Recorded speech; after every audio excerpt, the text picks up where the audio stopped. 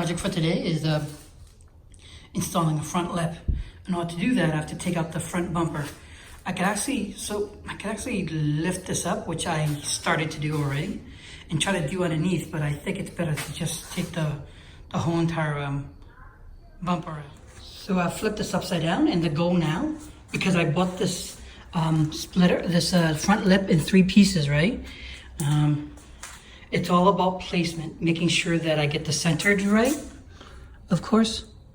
And then making sure that I locked everything in place, because if I drill a hole and lock everything in place, because if I don't, driving for a little bit, it's gonna fall right out. This is my opportunity to lock what is this? The bumper grill in as well. All right, so I'll do that. I also have a front lip pins that I may install into these little slots and then lock it down in front, so that way I got better protection. Okay, so let me do that, and then I'll put it back on the car. So now I've got the 2 sides in. So now what I need to do is put the middle in. Okay, so I gotta do it in such a way where it goes out as much as I can. But yet at the same time, I also need to make sure that I anchor this in so it doesn't break off on me. All right? Okay, so $10 at the hardware store, and I bolted in, I've got 3, all right, actually 4 per panel, right?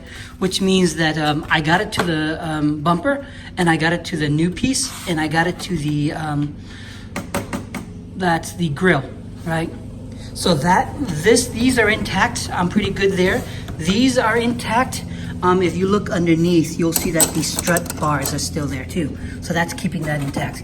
Now, what I was fearing was that this piece was gonna shake a little bit. So what I've done was I've got a piece of metal, and I bolted in both this side and this side. So this is better off. Now, what I probably will do is I'll drill another hole here to guarantee that there's, so I don't think it's gonna go anywhere, but just in case, all right? And then I'll just put it back on.